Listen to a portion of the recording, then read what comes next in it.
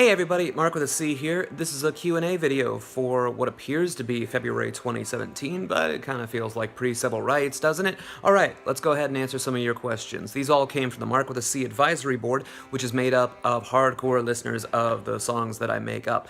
And I thought I would do this to break up a little bit of the monotony because I know that you've been seeing a lot of unboxing videos from me and things of that nature, but I haven't been releasing a ton of new music, and that's because, well, reasons. I'd like to put out some new music, but some things came up and every project is kind of on hold, but I'm working on it and you can help out at patreon.com/Marc with a C. Let's get to your questions. Carlos asks, do you think vinyl as a medium is still surging in popularity, or do you think the hype is tapering off?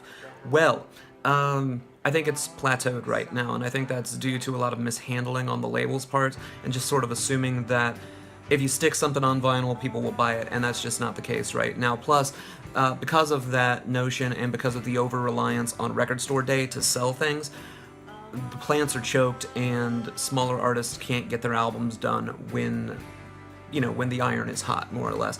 So I think that right now we're at a plateau, and but I do believe that the hardcore are going to stick around because, well, that's why vinyl had a resurgence to begin with. Sean asked what my favorite dinosaur is, and I'd say, right now, rock and roll. Lando the Roadie asks, will the 10th anniversary vinyl of Pop Pop Pop be on popcorn-colored vinyl? Will it come in a popcorn tin? Can I have some popcorn? I don't know if there's going to be a 10th anniversary reissue of Pop Pop Pop. There's plenty of copies on vinyl. We're on the second pressing of it now. Secondly, I don't know if it would... I don't know if we're going to do that on a special color of vinyl. It's the people that like it really like the record, myself included, but it's not the most popular release in my entire catalog. And also, can you have some popcorn? Sure, but make sure it's Popcorn Indiana's Movie Theater Butter flavored popcorn, because that is the greatest popcorn of all. Whitney Houston wrote a song about it, but the label made her change the word popcorn to love at the last moment. So get this one. Catherine asks, why would a gang of motorcycle hoodlums enter their high school talent show to win a bunch of long-playing records? And why would their tough lady girlfriends choreograph an elaborate musical number for the same show? She asked. I mean, I didn't guarantee an answer. Catherine went on to ask what the first records I got from the Columbia House Records and Tape Club were, and if I remember right, I was going through kind of my early teenage metal phase, so it was a lot of Black Sabbath and probably Metallica, pre-Black Album. That's what I think it would have been, but I don't remember off the top of my head. I don't have any of those things now, and her sub-question for that was, have I explained the concept of Columbia House to young people, or had to do so? And no, but I guess after this video I might. So if you want a follow-up video where I try to explain what the hell the Columbia House or BMG record clubs were, go nuts. Wait, I did get a bunch of Zappa. I do remember that, because it was also around the time that Rykodisc had acquired the Zappa rights. This isn't terribly entertaining for you to know.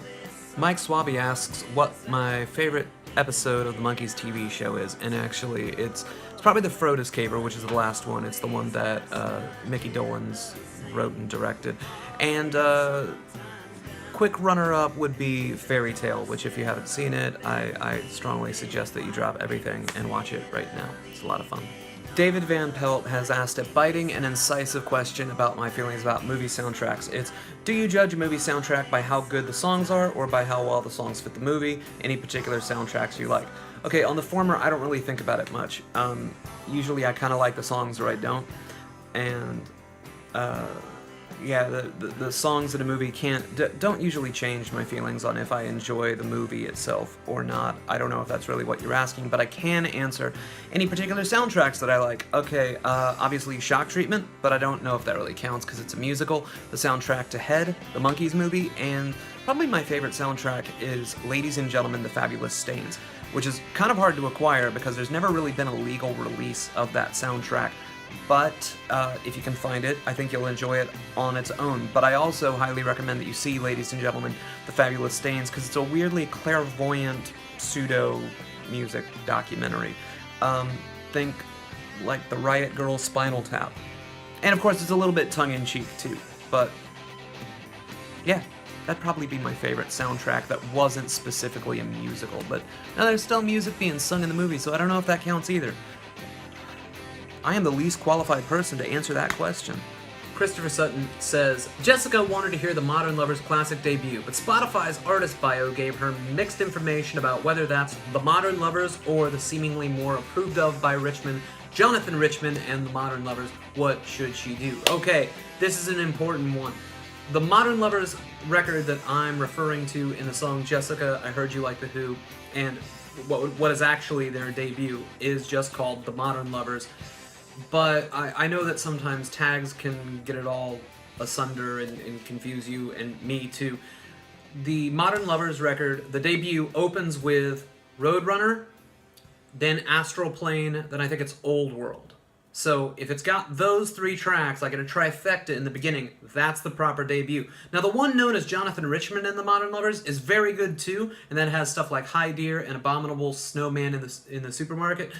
Really good album too, not the classic debut. Classic album nonetheless, but not the one you're looking for. Okay, I think that's going to be just about it for February of 2017 and Ask Mark with a C. And if you've got questions you want me to answer, well, tell me what they are. I'll see what I can do. I don't know. Maybe I know things. What does Mark with a C know? Does he know things? Let's find out. That's been your BoJack reference. Bye.